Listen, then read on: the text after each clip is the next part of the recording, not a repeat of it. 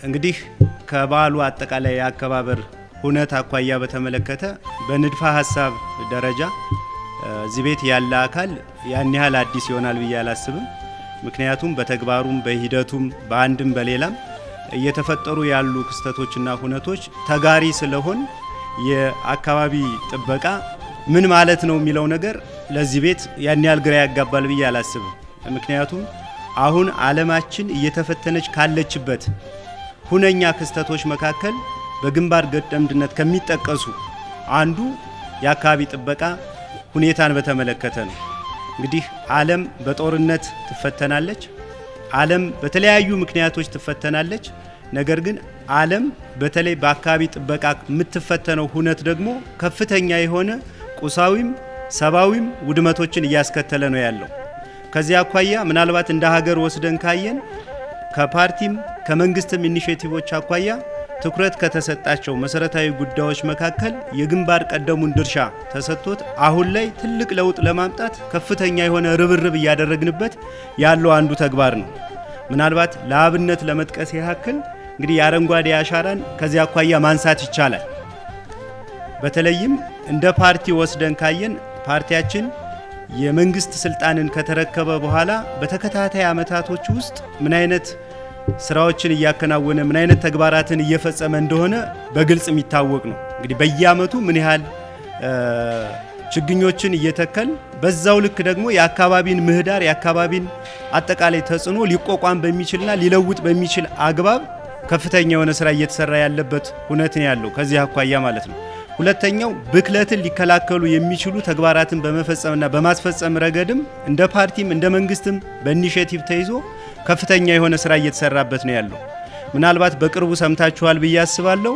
በአዲስ አበባ ከተማና በክልል ከተሞች ተግባራዊ እየተደረገ ያለው በተለይ ፕላስቲኮችን በየአካባቢው አለመጣል ኢቭን በዛ ደረጃ እንኳን ጥሎ የሚገኝ አካል ካለ እርምጃ እየተወሰደ ይሄንንም የበለጠ ሊያጠናክር በሚችል አግባብ ደግሞ አዋጅ ደንብ ወጥቶለት በዛ ደረጃ እየተሰራ ያለበት ሁኔታ እንዳለ ለአብነት ማንሳት ይቻላል ማለት ነው። ሌላኛው ታዳሽ የሆኑ ኃይሎችን ከመጠቀም አኳያ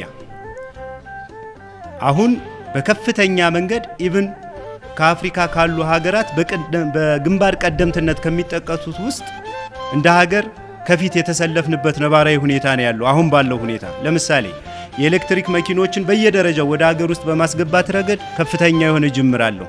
ይሄ ኢምፕሊኬሽኑ ሌላ አይደለም፣ አጠቃላይ የአካባቢ ምህዳርን የአየር ንብረት መዛባትን ከመቋቋምና ጫናውን ከመከላከል አኳያ እየተሰራ ያለ ስራ ነው። ይሄን ነው የምታውቁት ስለሆነ ማለት ነው። በንፋስ የኃይል ማመንጨትን ሂደት በከፍተኛ መንገድ እየተሰራበት ነው ያለው። ውሃ አካባቢ እየተሰራ ያለውን ስራና ምን ያህል ታዳሽ ኃይሎች ላይ አሁን እየተፈጸሙ ያሉ ስራዎችን ወስደን ካየን እንደ ሀገር በተለይም የአካባቢ ጥበቃን የአካባቢ ምህዳርን ከመጠበቅና የአየር ንብረት መዛባትን በተገቢው መንገድ ከመከላከል አኳያ ከፍተኛ የሆነ እንቅስቃሴ ተሰጥቷል ማለት ነው። ነገር ግን ወደ አካባቢያችን አምተን ስናየው ደግሞ አካባቢያችን ንጹህ ምቹ እንዲሆን ከማድረግ አኳያ እየተሰራ ያለውን ስራ ወስደን ካየን ደግሞ መሰረታዊ ችግሮች አሉ።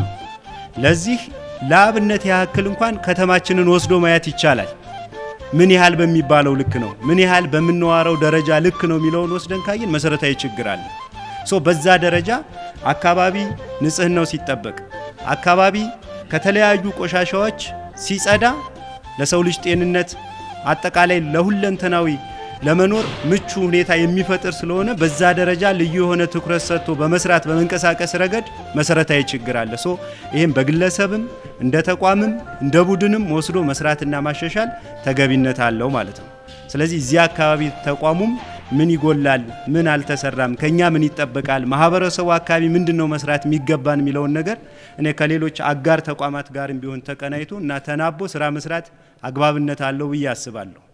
የዓለም የአካባቢ ጥበቃ ቀንን ስናከብር ቀኑን ብቻ መሰረት አድርገን ተግባሩን ለመፈጸም ሳይሆን የየዕለት ተግባር መሆን መቻል አለበት ማለት ነው። ለምን አካባቢ ሲጠበቅ አካባቢ ጽዱ ሲሆን አካባቢ ለመኖር ምቹ ሲሆን ነው የሰው ልጅ የመኖር እድሜው ህልውናው በዛ ደረጃ ሊሆን የሚችለውና ከዚያ አኳያ ሁላችንም ልክ እንደ ሌሎች የተለምዶ ተግባራት ሁሉ ይሄንንም ልዩ ትኩረት ሰጥቶ በዛ ደረጃ መስራት ያስፈልጋል ብዬ ስለማስብ በዓሉንም ስናከብር የዛሬን ቀን ብቻ ታሳቢ አድርጎ ማክበር ሳይሆን ነገንም ታሳቢ አድርጎ የወደፊት ህይወታችንንም ታሳቢ አድርጎ በዛ ደረጃ የሚጠበቅብንን ኃላፊነትና ተግባር መወጣት ያስፈልጋል የሚል መልእክት ነው ያለኝ።